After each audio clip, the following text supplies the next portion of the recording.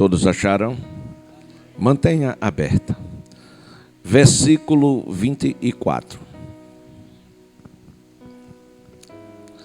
Quando Pilatos percebeu que não estava obtendo nenhum resultado, mas ao contrário, estava se iniciando um tumulto, mandou trazer água, lavou as mãos diante da multidão e disse: estou inocente do sangue deste homem, a responsabilidade é de vocês. Glória a Deus. A tradução de vocês talvez seja um pouquinho diferente, mas tem o mesmo sentido. Meus amados irmãos, a Bíblia diz, está escrito, Paulo escreveu aos Romanos, que todas as coisas, todas, quer seja boa ou mal, todas as coisas contribuem para o bem daqueles que amam a Deus.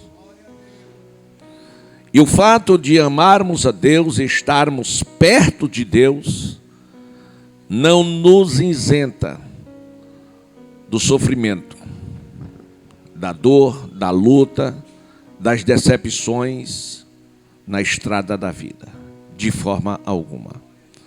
Contudo, a nossa maior alegria, número 1, é que nós não estamos só. Deus prometeu estar conosco todos os dias. E a nossa maior esperança é que a qualquer momento, e agora mais perto do que nunca, a trombeta vai tocar. E a terceira é que nós temos uma pátria celestial. Paulo disse: a nossa cidade está nos céus, de onde aguardamos o nosso Senhor e Salvador Jesus Cristo. Os que não têm esperança se apegam com toda a força às coisas que é da terra, que é de baixo.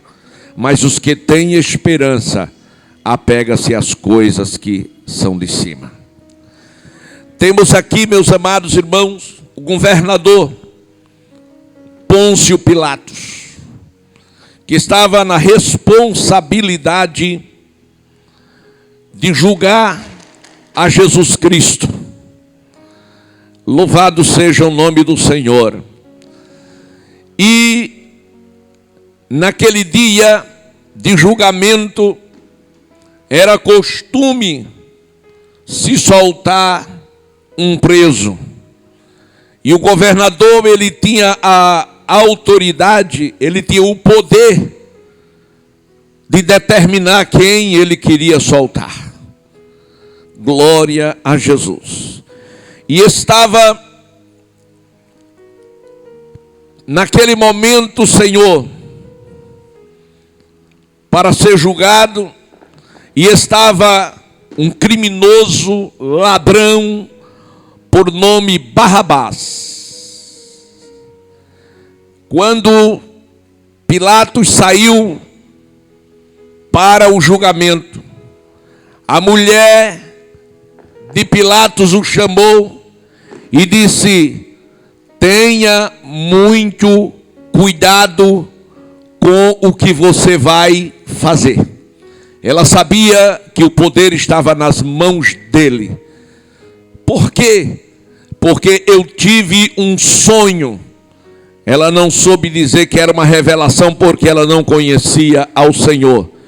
Eu tive um sonho e você muito sofria por causa deste justo. No entanto, Pilatos, meus amados irmãos, saiu para o julgamento.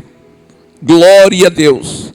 Mas certamente as palavras da mulher foi profética, que o abalou terrivelmente. E o que aconteceu com ele, quando chegou diante do povo, versículo 21, deu uma confirmada. Então perguntou o governador: qual dos dois vocês querem que eu soltem. Ou seja, ele se isentou da responsabilidade que era dele. Meus amados irmãos, é lamentável e muito triste quando as pessoas não assumem as suas responsabilidades pelas suas decisões. Isto é terrivelmente terrível. Glória a Deus. E ele não quis assumir, ele jogou para o povo. Mas entre o povo estavam os sacerdotes que havia manipulado, que havia incitado o povo a pedir a morte do Senhor Jesus Cristo. Aleluia. Então, quando Pilatos perguntou ao povo: que queres que soltem? E o povo numa só voz disse: Barrabás. Glória a Deus. Não somos desportistas, mas sabemos, conhecemos, já vimos algumas vezes torcida organizada, né? No estádio de futebol sempre tem os organizadores de torcida, que ele faz um gesto e todo mundo acompanha. Então os sacerdotes estavam como os chefes de torcida organizada. Diziam que o povo tinha que responder e dizer, e o povo dizia, sem nem saber a gravidade daquela decisão. Então perguntou Pilatos, quando o povo disse que soltasse Barrabás, ele perguntou então: que farei então de Jesus, chamado o Cristo? E outra vez o povo respondeu: crucifica-o. Há um provérbio que diz: a voz do povo é a voz de Deus. Isso não é verdade, nem sempre. Porque aquela voz não era a voz de Deus, era a voz do homem. E existem muitos tipos de vozes no mundo. Existe a voz de Deus, existe a voz do homem e existe também a voz de Satanás. Glória a Deus, aleluia. A voz de Deus através de Jesus, que veio buscar e salvar os que se havia perdido. E a voz do diabo, que veio matar, roubar e veio destruir. E ele tem feito isto com muita precisão na nossa geração. Glória a Deus. Então Pilatos começou a ficar desesperado, porque não estava dando certo o seu plano. E ele resolveu apelar para a consciência do povo, perguntando: por que crucificar a Jesus? Que crime ele cometeu? Mas eles, mais alto, mais forte, com mais veemência gritaram: crucifica-o, crucificam. Glória a Deus. E foi exatamente neste momento que Pilatos percebeu que não estava tendo nenhum sucesso, não estava obtendo nenhum resultado, mas ao contrário, estava se iniciando um grande tumulto entre a multidão. Glória a Deus. Então Pilatos fez o quê? Lavou as suas mãos e disse: estou inocente do sangue deste homem. A responsabilidade é de vocês. Contudo, meus amados e queridos irmãos, o fato de alguém ficar em cima do muro não vai inocentá-lo da sua responsabilidade. Aleluia. O fato de alguém se omitir também não vai impedir da sua responsabilidade.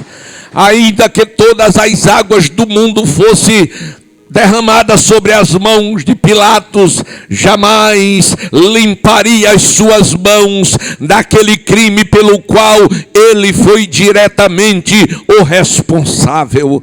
Louvado seja o nome do Senhor. E agora ele olha para a multidão e disse: a responsabilidade é de vocês. É de vocês a responsabilidade. Ele esqueceu que antes da responsabilidade ser do povo, A responsabilidade era dele, que ele era uma autoridade maior ali. Louvado seja o nome do Senhor Jesus Cristo. Todo o povo respondeu: que o sangue dele caia sobre nós e sobre os nossos filhos. O sangue dele, do inocente, do injustiçado, do incriminado, caia sobre nós. Foi essa a resposta do povo. Do que o povo havia se esquecido? Do juízo de Deus. Porque está escrito que Deus não terá o culpado por inocente. O povo esqueceu do velho Noé, que 120 anos pregou juízo de Deus, e a verdade que aquela geração precisava ouvir. Mas a geração tapou os ouvidos para as verdades de Deus e abriu os ouvidos para as mentiras de Satanás. Nós não vivemos numa geração diferente da geração de Noé. Glória a Deus. A Bíblia está escrito que assim como foi nos dias de Noé, assim será também na vinda do Filho do Homem. Deus trouxe através de Jesus a lembrança àquela geração do que havia acontecido nos dias de Noé. Noé pregou por 120 anos. Fez uma grande obra. Construiu uma mega igreja. Estou conjecturando, os irmãos sabem que foi uma arca. Mas tipifica uma grande igreja. Convidou o povo, mas ninguém foi. Pelo contrário, ele foi alvo de chacotas, de críticas, foi subestimado, menosprezado, como os cristãos sempre foram, desde o século I, por conta das verdades que nós pregamos. Conhecereis a verdade, foi o que Jesus disse, e a verdade vos libertará. E se o Filho do Homem vos libertar, verdadeiramente sereis livres. Por que vocês acham que Judas vendeu a Jesus por 30 moedas? Porque ele pensava que Jesus seria um grande empresário para fazê-lo rico. Que Jesus seria um grande político para libertar Israel das mãos de Roma. Mas, no entanto, Jesus disse: se o meu reino fosse deste mundo, os meus servos pelejariam com vocês. Mas o meu reino não é deste mundo. Judas ficou decepcionado. E por esta decepção, ele resolve vender Jesus por 30 moedas. E o projeto de Judas deu certo. O projeto de Judas deu certo. Ele conseguiu entregar Jesus nas mãos dos seus algozes. Aleluia. Só que tinha uma coisa que Judas esqueceu. Que o pai de Jesus, Deus, estava vendo. Número 2, que Deus estava no controle. Número 3, que Deus tomaria vingança. Preste atenção. Deus não terá jamais o culpado por inocente. Aleluia. Ele ganhou 30 moedas. Ele conseguiu ser elogiado e dizer: consegui, venci. Só que, pela sucessão dos acontecimentos, Judas foi terrivelmente oprimido, destruído psicologicamente. A sua mente agora não lhe dava trégua, ele não conseguia dormir, como alguém que arquiteta um plano de matar alguém inocente e consegue matar, e consegue enterrar a pessoa escondendo seu cadáver. E essa pessoa depois vai para casa e a noite chega. E eu pergunto, essa pessoa vai ter paz? Essa pessoa vai conseguir dormir? Não. Um assassino não consegue ter paz interior, não consegue dormir. Ele tem que ir para as drogas, ele tem que ir para o diazepam, ele tem que se dopar para conseguir sobreviver. Viver nunca mais, exceto que ele se arrependa diante de Deus, se curve e se volte para o Senhor Jesus. Oh, aleluia. O mentiroso, o enganador, não, Senhor. Então Pilatos achou que lavando as mãos o isentaria da sua responsabilidade. E jogou agora para o povo.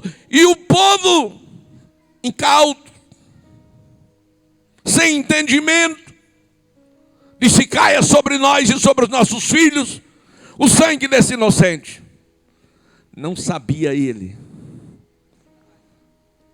que Deus não ia tê-los por inocente. Como os antediluvianos rejeitaram, escarneceram e zombaram de Noé. Até que, diga comigo, até que isto. Até que o que? Veio o dilúvio. Quando veio o dilúvio, Deus disse: Noé, você vai fazer tudo. Só tem uma coisa que você está proibido de fazer. O que é? É fechar a porta da arca. A porta quem vai fechar sou eu. E a porta que Deus fecha, ninguém abre.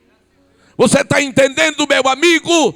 Você está entendendo, meu irmão? Você que está em casa, a porta que Deus fecha, ninguém abre. Agora é que Ele abre, ninguém fecha. Deus abriu uma porta para a salvação da humanidade, mas a humanidade disse não para Deus, deu as costas para Deus, abraçou o mundo, abraçou a mentira, abraçou o homicídio, abraçou todas as coisas. Mas quando a porta fechou, os céus se enegreceram pela primeira vez, formando densas nuvens que caiu com força na terra. As fontes dos abismos se abriram e veio água de tudo quanto era lugar e foi tomando conta daquela geração. Que quando viram as inundações, as enchentes, entenderam que era a mão de Deus. Entenderam que era o juízo de Deus.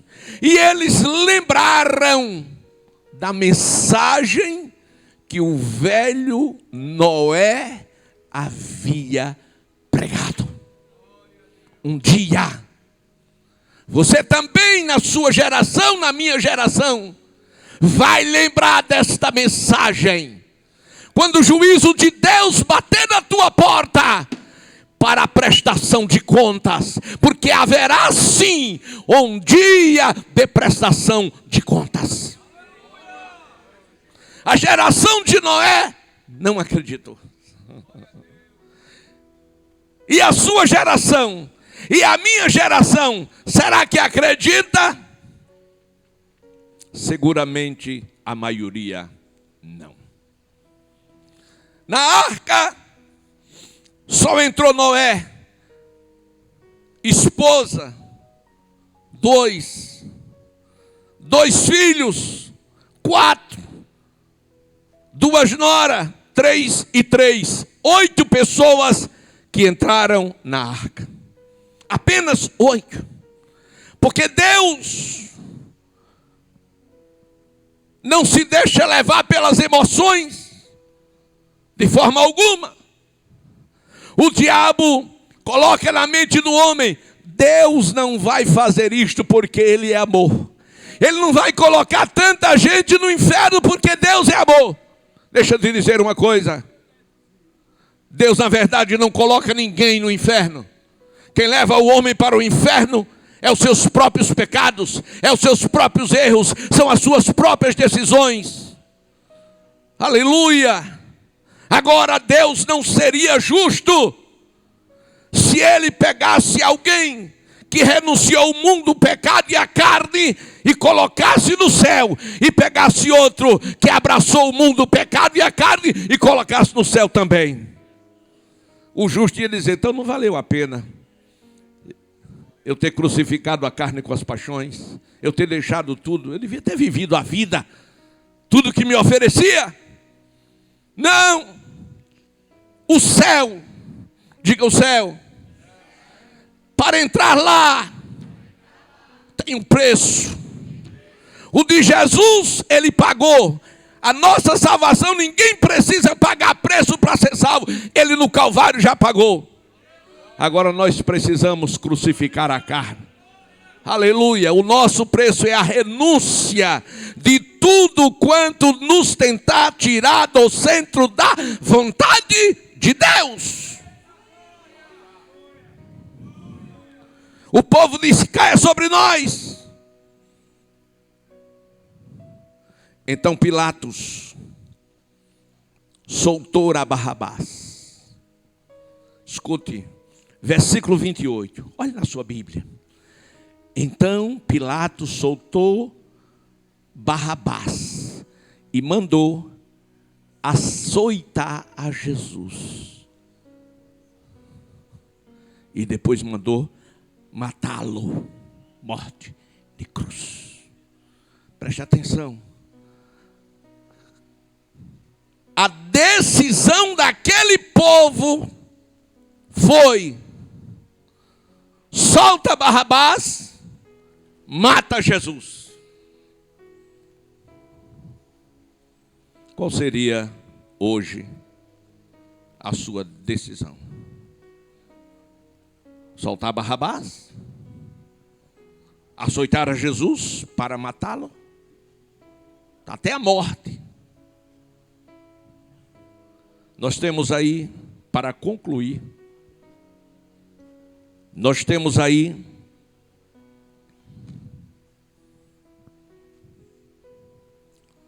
em Jesus e em Barrabás os dois lados da multidão.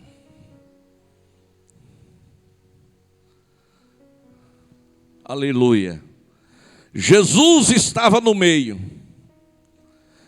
Barrabás estava num lado e o outro ladrão estava no outro. Na crucificação, quando Jesus foi escolher o Barrabás, Barrabás foi embora, ficou livre. Em outras palavras, o pecado está livre, a orgia está livre, a mentira está livre, o roubo está livre, o assassinato está livre, e a verdade para o Calvário. Escute. E a verdade foi colocada entre dois malfeitores. Jesus disse: eu sou o caminho único. Eu sou a verdade e eu sou a vida. E ninguém vai ao Pai a não ser por mim. O único caminho para Deus, o homem fechou. Pensou que havia fechado. E pasme os senhores, não foram apenas os pecadores, foram também os religiosos, os sacerdotes. Por quê? Porque eles diziam: nós também temos Deus, nós também temos templo, nós também temos átrio, pátio e santíssimo lugar, nós temos uma cortina que separa uma coisa da outra, e tudo o que precisamos, vamos para o templo. Aleluia, aleluia. Aí lá estava Jesus de braços abertos entre dois ladrões. E um daqueles ladrões, segundo a tradição, diz que era Dídimo, que estava à direita, olhou para Jesus, e ao olhar para Jesus ele sentiu as suas misérias, os seus pecados, tudo quanto havia feito, um rosário de coisas erradas na sua vida, e ele se arrependeu profundamente. E ele achou que aquele momento foi o mais importante da sua vida, porque ele estava diante do Filho de Deus, do Salvador do mundo. Mas ele olhou para dentro dele e não se achou capaz, não se achou digno, mas olhou para Jesus e foi surpreendido porque Jesus estava olhando dentro dos seus olhos. E ele disse: Senhor, lembra-te de mim quando entrares no teu reino. Barrabás, o ladrão Dídimo, sabia que Jesus estava indo para o céu e pediu apenas que ele lembrasse. Jesus olhou para ele e disse: hoje mesmo estarás comigo no paraíso. Mas antes deste fato, o ladrão da esquerda começou a rir, começou a zombar, começou a detratar Jesus. Disse: tu não disseste que era o Salvador do mundo? Então prova para mim, se tu és o Salvador do mundo, desce da cruz e salva a ti mesmo. E o Dídimo olhou para ele e disse: tu, nem mesmo neste estado você teme a Deus?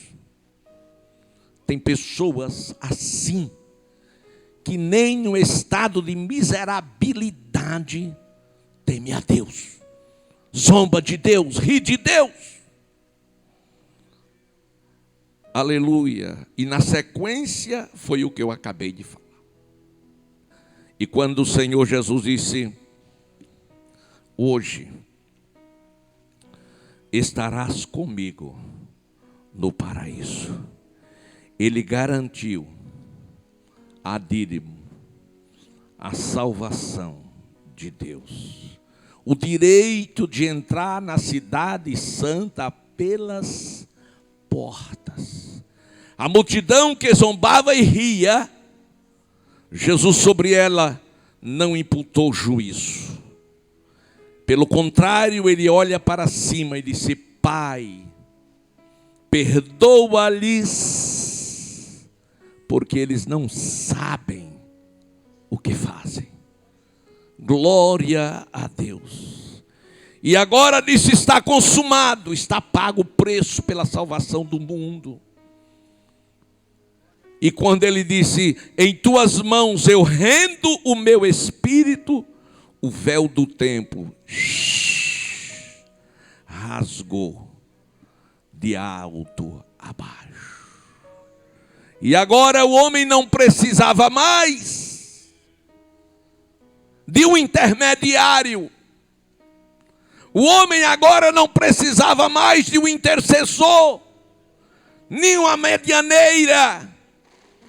O homem agora podia livremente entrar na presença de Deus, porque o lugar santíssimo tinha Shekinah de Deus, e chamar Deus de papai. Aleluia. Então a porta está, não vai se abrir. A porta está aberta para você entrar na presença de Deus. E só se entra na presença de Deus através de Jesus Cristo. Foi por isso que o véu se rasgou, porque só quem podia entrar era o sumo sacerdote. Aleluia. Agora você não precisa do sumo sacerdote. Agora você mesmo entra na presença de Deus para falar com Deus cara a cara. Se você entendeu, levante a mão e diga amém. Aleluia. O mundo já está maligno. Jesus está às portas. Aleluia. E este mundo ainda não foi sacudido de um lado para outro, por conta desta igreja que está na terra intercedendo. A Bíblia diz que os poderes do mundo serão abalados. Glória a Deus. E nós temos visto quantas nações que se achavam poderosas, que baniram Deus da sua história, estão sendo abaladas, porque Deus está estendendo a sua mão sobre elas para entrar em juízo. Que o Brasil se converta ao Senhor para servi-lo, adorá-lo, antes que seja tarde demais. Por quê? Porque agora a porta estará aberta.